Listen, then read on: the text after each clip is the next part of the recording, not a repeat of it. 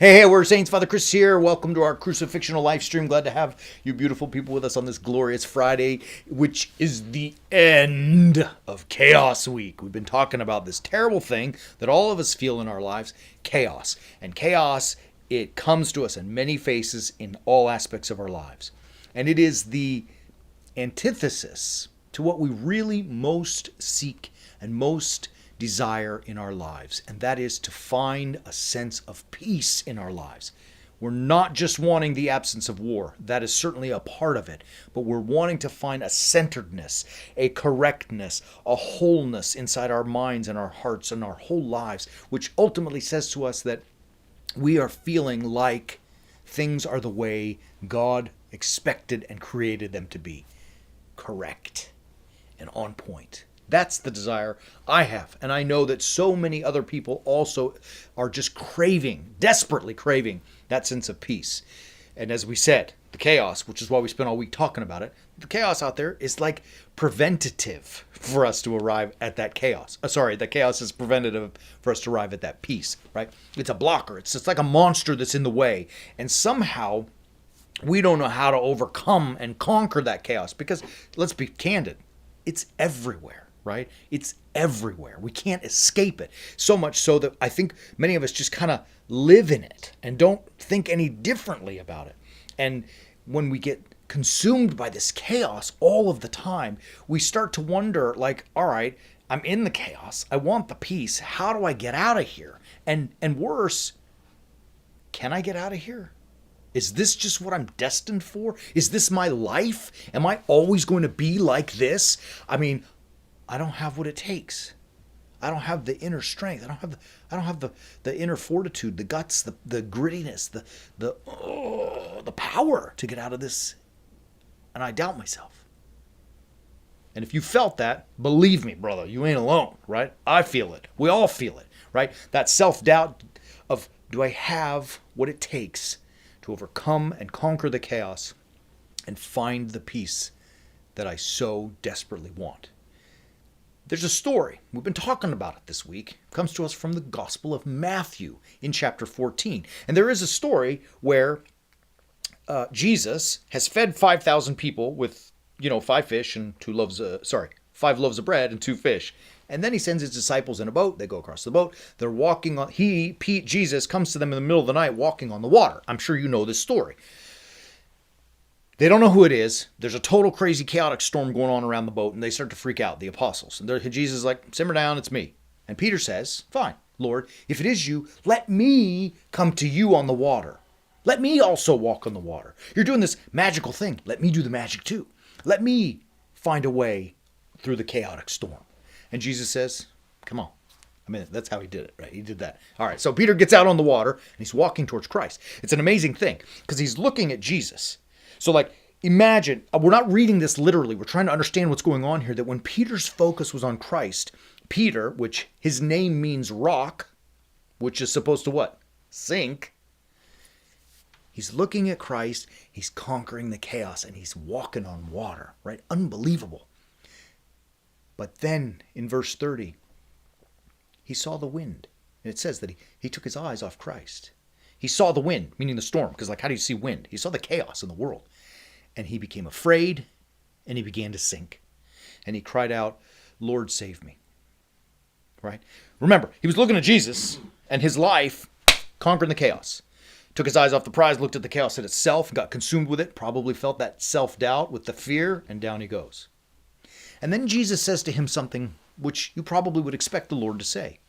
O ye of little faith, why did you doubt? Right? Jesus is saying, bro, I'm walking on the water, right? And I ain't got stilts, and there's no, marionette strings holding me up. I'm Jesus. I'm walking on the water. And I let you do the same thing. When you focused on me, you did it. Took your eyes off, down you go. And so why did you doubt that? Why didn't you keep that faith? And really, as we try to, all of us, battle through those feelings of self-doubt, we've got to have faith, right? We've got to maintain this faith. And I'm going to be very specific, so stay with me. Don't switch channels yet, because I'm going to say something that may knock your socks off. Having faith is one of the It is the antidote to that self-doubt. Having faith, not in Father Chris, because I'm nothing. Having faith in Christ. But here's the specific way that we got to have that faith. It is not that we should run around like in many, softer Christian denominations speak like this. Just believe in Jesus and all will be fine. You all know that ain't the way it works, right? It's not about having faith in Jesus as some magician who will help you walk on water by snapping his fingers. That's not how it works. It's by having faith that Christ's way over the chaos of death into the peace of the empty tomb must also be your way through the chaos in your life to find the peace that you desire. See it? Let me say it again. It's not that we are having faith in Jesus the magician. That's an idol that you create in your mind and he's not real. Having faith in Christ's way, which is the cross. It is the crucifixional life. Trust it. It works. That's the message, right? Jesus' whole message in the Gospel of Matthew, which we're reading this text from, is the cross, baby. That's it. He says in chapter 4, my mind's racing, stay with me. Chapter 4, man does not live by bread alone, but by every word that proceeds from the mouth of God, God's commandments. He says in chapter 26, when he's faced his crucifixion coming up in the Garden of Gethsemane, he says, Father, let this cup pass. Nevertheless, not my will, but your will. He then goes to the cross and ends in an empty tomb. And on the cross, he crushes that monster of death. I mean, that's the whole message. It's not about Jesus the magician, the idol that you've created in your mind. It's about the cross of Christ. Trust it. Have faith in it. That's the message. So I come back to our topic about self-doubt. You want to get over it? You want to find strength in yourself? Don't trust yourself. Trust Christ. Don't trust your own power, though it's there and we're going to use it. Trust the power of the cross, the crucifixional life. You want to find the road to conquer chaos and find peace? It's called the way of the warrior saint. And that road is a road of the cross. Now, here's what we've got to add as the addendum to that. Believing in Christ, trusting in Christ, that his way works, living that crucifixional life is going to require more effort than you probably have ever put forth before. Right? If you keep doing the same things if you keep doing the same things you've done, you're going to get what you've always got, right? That's somebody said that. It's a great saying. I wish I knew who. Love it. Keep doing the same stuff over and over. Don't expect a different result, right? You want to conquer the chaos now and find that peace, bro. It's hard work, but it's cross work, which is hard, but effective. The work of Christ, the Christ-like life, the crucifixional life is difficult because you got to sacrifice your own ego and your own desires. But son of a gun, it works. I'm telling you, every time it works. It may work in ways you never even saw, but it works, right? If you want to find that self-doubt, don't have trust in your own way. Have trust in your strength and your willingness and your commitment and your dedication, but not your own way.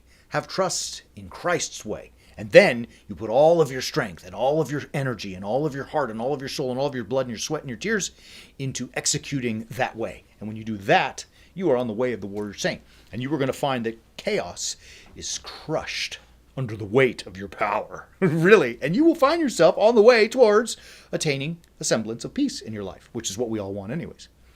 To help you do that, because it ain't easy. I said that a minute ago. It's not an easy thing to do. And sometimes, even in my own life, I'm like, I don't know what to do. Like, there's chaos all around me too. I don't know how the hell to deal with it. What do I do? Well, here's what you do. 3 things. Very simple. Number 1, click this website, The Way of the Warrior Saint, at warriorsaints.org. Number 2, once you go there, you're going to scroll about halfway down the page and you're going to see a bunch of things there. Our book is there, which is fun. I think I have it here somewhere. I do. It's called The Way of the Warrior Saint, right? It's a very easy, readable book. So many people have read it.